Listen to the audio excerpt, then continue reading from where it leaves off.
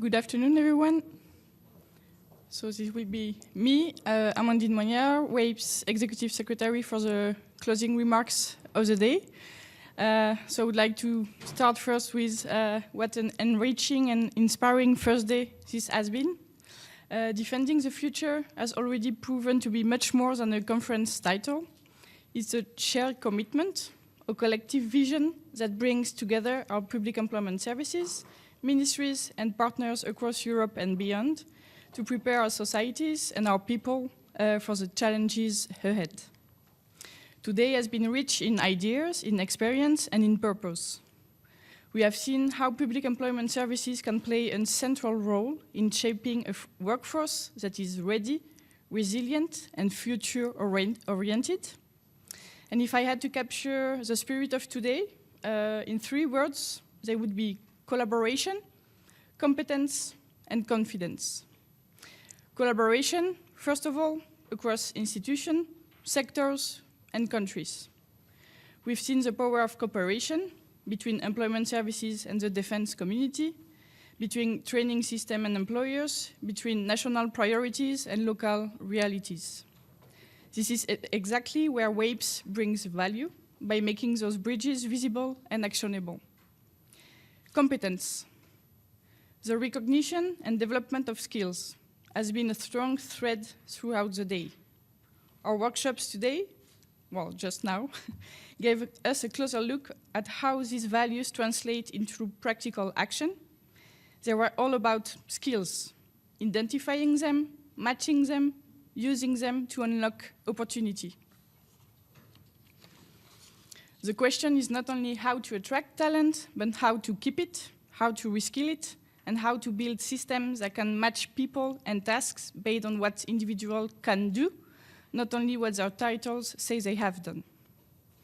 Whether we are supporting a veteran returning to civilian life or a refugee starting over, the ability to recognize and translate existing skills into new opportunities makes all the difference. And finally, the third word would be confidence. Confidence in our services, in our institution, and in people themselves. We've heard that the army, and by extension every workforce, should be the mirror of society, diverse, inclusive, and reflective of the people it serves. We have also been reminded that only about 20% of military staff perform kinetics tasks. Is that the right word? The rest of the work in roles are very similar to those in the civilian world. That simple fact brings our missions closer together, reminding us that transition between sectors are not exceptions, but natural parts of a dynamic labor market. Listening to today's discussion, one message stands out clearly for me. Defending the future means investing in people. It means building systems that protect, train, and empower, not only in moments of crisis, but every day. Public employment services have always been more than intermediaries between job seekers and employers. They are pillars of social stability, engines of inclusion, and catalysts for resilience. And as we look ahead, their mission will only grow in importance. The challenges of digitalization, demographic change, and security transitions require exactly the kind of cooperation and creativity that we have witnessed here today. For WAPES, today is also a reminder of who we are, a network built by its member for its member.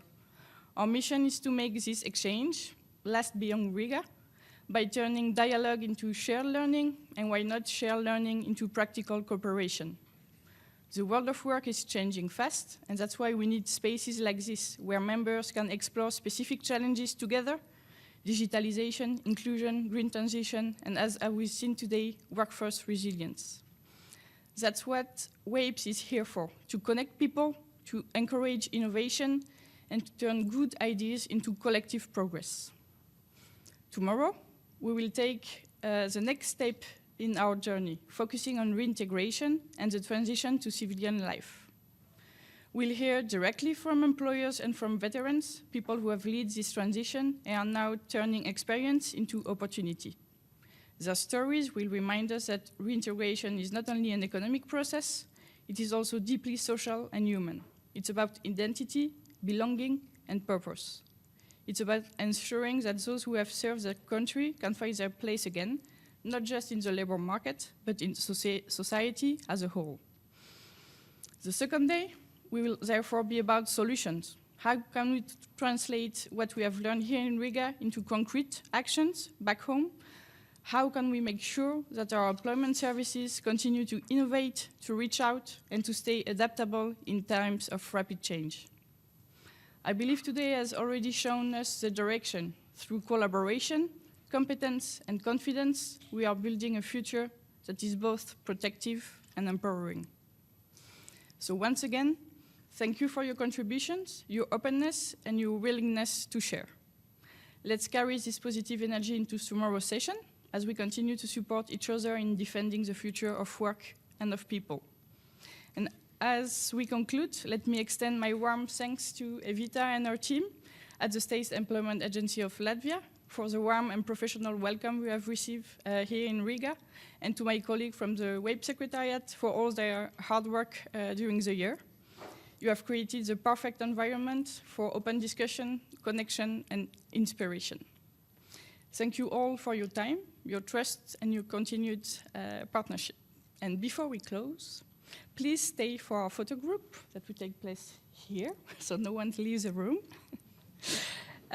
Because it will be a wonderful way to capture the spirit of this day and of our WAPES network. And after the group photo, we will have a conference dinner at 6:30 p.m. at the Latvian Railway History Museum. Sorry, I forgot to change the slides. So group photo here, right now, don't leave. And then dinner at 6:30 p.m. at the Latvian Railway History Museum, which is just across the street.